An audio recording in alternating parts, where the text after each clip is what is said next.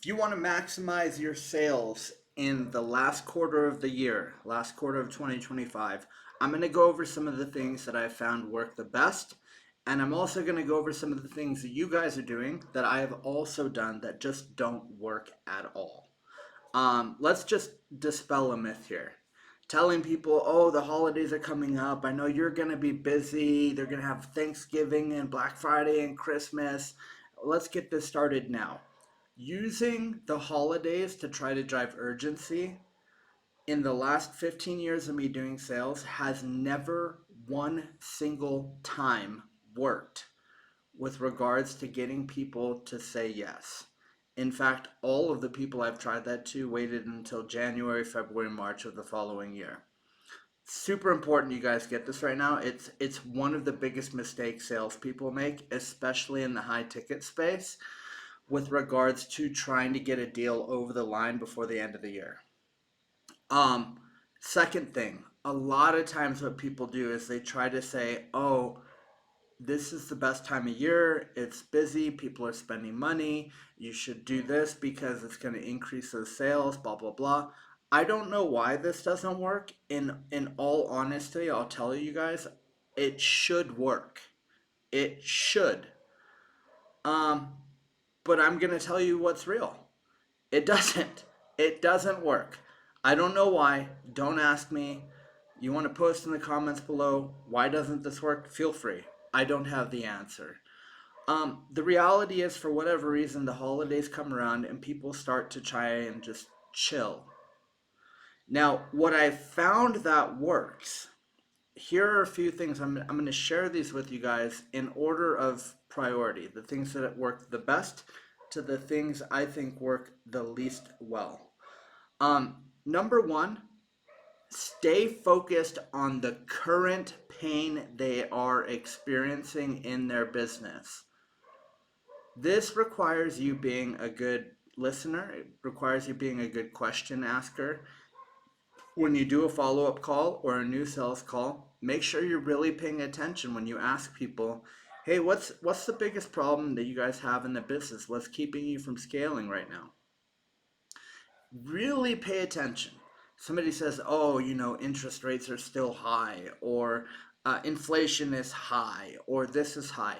You need to understand that what they're saying is they cannot overcome the objections their customers are giving them related to the cost being high because of inflation, the cost being high because of interest rates, or any other of those kinds of challenges. So you need to understand that when they say that to you, what they're actually saying is, I can't overcome this objection in my business. So this is a sales problem, not a marketing problem, not a branding problem. Okay? So you have to be. The weird thing about Q4 is if you're in e-commerce, e-commerce brands really thrive. It actually gets a little bit easier because you just run some promos where you expect to either break even or lose a little bit of money, but you earn the trust and you keep them as a long-term customer and make the money back on the back end.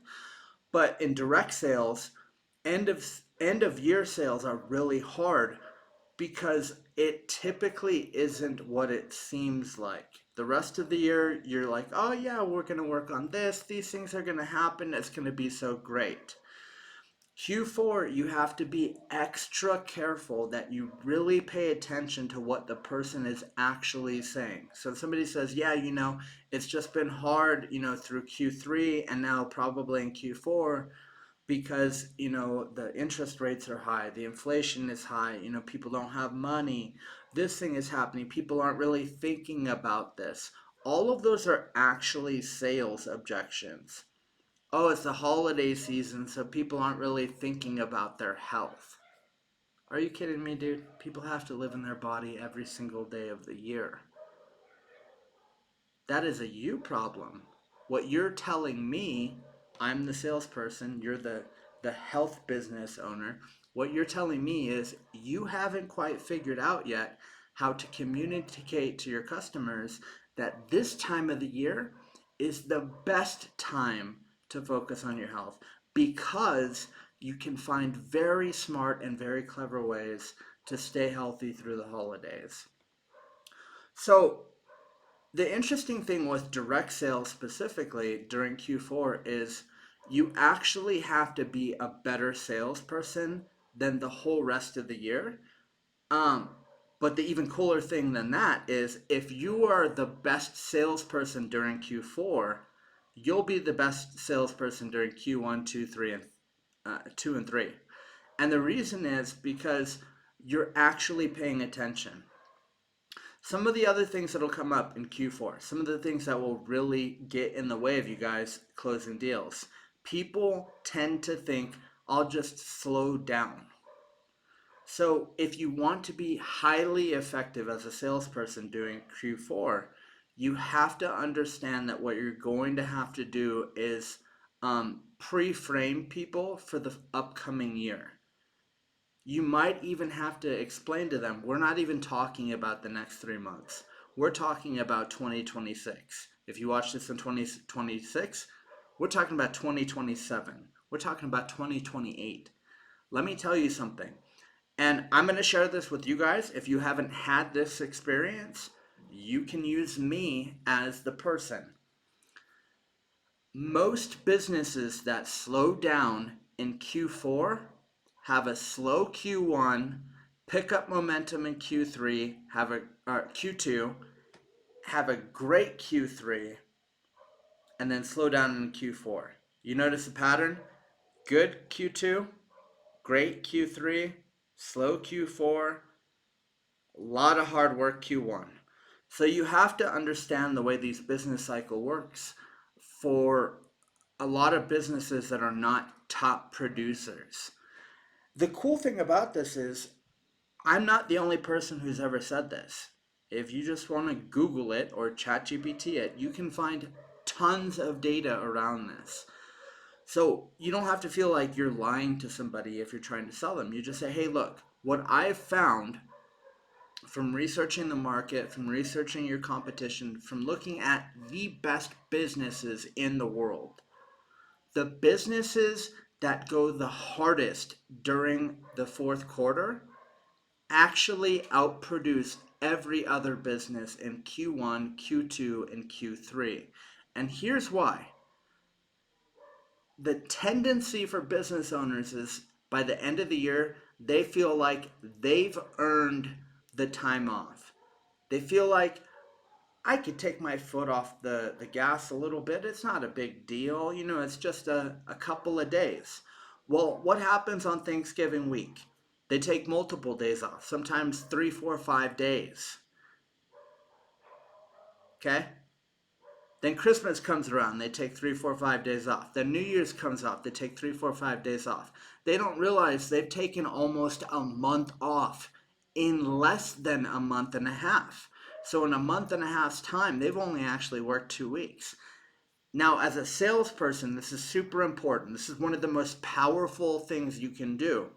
You literally project that out onto all of their competition,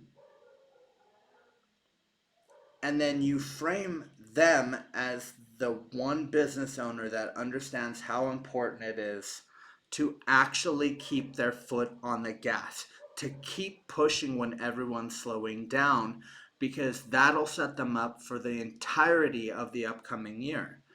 And the way you do this is you say, hey, look, what most business owners do, I've worked with a lot of different businesses, or I've studied a lot of different businesses. If you haven't actually worked with a lot of businesses, you just say, look, I've studied a lot of businesses. What most businesses do, most average, this is a good word to use, most average business owners, what they do is they take almost an entire week off for Thanksgiving. They take almost an entire week off for Christmas, and they take almost an entire week off for New Year's. They allow their teams to slack off, they slack off, their marketing goes down, their sales go down, everything goes down. In the course of a month and a half, they take almost an entire month off of work. Now, what they don't understand is that's when people are spending the most money. If you look at a strip mall, the way that it works is somebody goes in one store, They buy a couple of things, they go to the next store, buy one or two things, and they just go one to the next, to the next, to the next. So the reality is, one of the reasons why like working with people like you, one of the reasons why I like it is because you understand the way I understand. All these other businesses out here, they're going to lose next year. Q1's going to be slow. Q2's going to be okay. Q3 might be great, but Q4 they're going to slow down again and repeat that cycle. The way that we win next year is we go twice as hard during the fourth quarter because we're going to build momentum into 2026, 2027, whatever the year is. And the way we're going to do that is by doubling down on what we're investing into things. So if you're in high ticket sales for consulting services, for marketing, for branding, for building internal sales teams, etc., you're going to then go into why that's so important for them. This, by the way, is one of the most powerful things you can do to close deals at the end of the year. And it takes advantage of a couple of really simple cognitive biases. There's and this is not exactly correct. So if you guys Google this, you're gonna be like, oh, this is not a real thing. I'm gonna paraphrase a lot of this for you guys. But there's a cognitive bias. There's this like in-group bias. Um, Basically meaning we see ourselves as good and anyone that isn't us is bad. This is why racism exists in babies, by the way. You can look the studies up. It's kind of crazy. People see people who are not like them as being different and dangerous and not good. So you want to focus on in-group bias when it comes to this end of year quarter as a way of driving productive, beneficial behavior by saying all these other average businesses out there, what they do all these things. It's silly. But one of the reasons I'm excited about talking to you today is because you seem like a smart guy. Now, if they seem stupid, don't even pitch them on the product. Let's just be real. If they don't seem smart, don't even pitch them. Just move on to the next one. But if they seem smart, you seem like a smart guy. The reality is, I think you can get this. I think you get, like, the reality is the people that win are the people that keep their foot on the gas all year round. And what I'd really love to do is XYZ. I'd really love to come in and maximize the returns you're seeing from your paid ads. I'd really like to come in, optimize your sales process, optimize the follow-ups, get my finger on the pulse, help you to get your finger deep into the pulse of what's going on in your sales team. I'd really like to come in, look at what your branding department's doing, look at how everybody's behaving, because look, there's a lot of video editors out there. What you really need is scene selectors. You need people who understand what is it that you're saying that matters to people, what touches the hearts of your audience. So if you guys are paying attention not just to the words that I'm saying, but also to the way that I'm saying it, I have a lot of passion about the way I'm talking. And this isn't a fabricated thing. This is me talking the way I would talk to a client. I'm talking to them like, I believe in you, man. I actually like you. I really think, based off of our conversation, we went through some discovery.